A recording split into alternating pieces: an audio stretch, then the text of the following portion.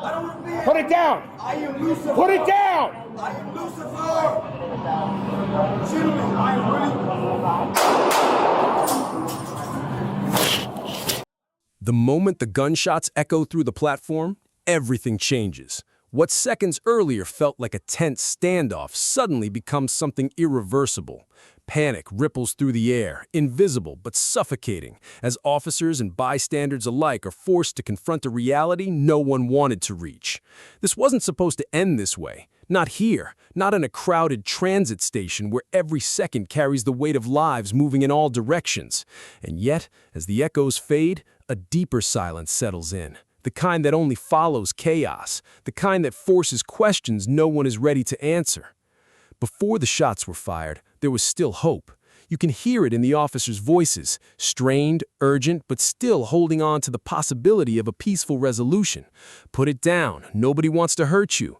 Over and over again, they repeat the same commands, not just as instructions, but as lifelines. Each word is an attempt to pull the man back from whatever edge he's standing on. But he's not listening. Or maybe he can't, because in his mind, something entirely different is unfolding. I am Lucifer. That line doesn't just sound disturbing, it reframes everything. This is no longer just a man holding a knife. This is someone detached from reality, someone who may genuinely believe he's something more or something else entirely. And that changes the equation in a way that's terrifying for everyone involved. Because when a person no longer sees themselves as human, the rules that guide human behavior begin to break down. Logic fades, fear disappears, and in its place, unpredictability takes control. The officers recognize it instantly. You can hear the shift in their tone, less negotiation, more urgency. They know time is slipping. They know every step he takes forward tightens the window they have to act. And still, they hesitate, not out of weakness, but because of the weight of what comes next. Pulling the trigger isn't just a decision, it's a consequence that lasts forever, and they know it. Around them, the environment becomes part of the pressure. A train platform isn't just open space, it's confined, unpredictable, full of obstacles and civilians. One wrong move, one sudden lunge, and this situation could spiral into something far worse. The officers aren't just thinking about the man in front of them, they're thinking about everyone behind him, around him, just out of frame. People who have no idea how close they are to danger. And then there's the man himself, walking forward, knife in hand, ignoring every command, every warning, every chance to stop. What's going through his mind in those final seconds? Is he aware of the consequences, or is he so deep inside whatever reality he's created that none of this feels real anymore? That's the part that lingers, because from the outside, it's easy to see the threat, but inside his mind, the story could be completely different. The officers try everything. Commands, warnings, reassurance. We're going to get you help. That line stands out, because even in the middle of a life-threatening situation, they're still offering a way out, still trying to reach him, still hoping he'll stop. But hope only works if it's met halfway, and here it isn't.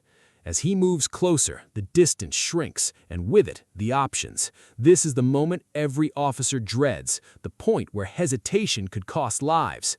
Training takes over, instinct sharpens, and decisions are made in fractions of a second. There's no pause button, no rewind, just action. The shots ring out, and just like that, it's over. But not really. Because what follows is just as heavy. The adrenaline fades, replaced by reality. Officers move in quickly, securing the scene, calling for aid, repeating commands that now sound different, less urgent, more procedural. Cuff him, cuff him.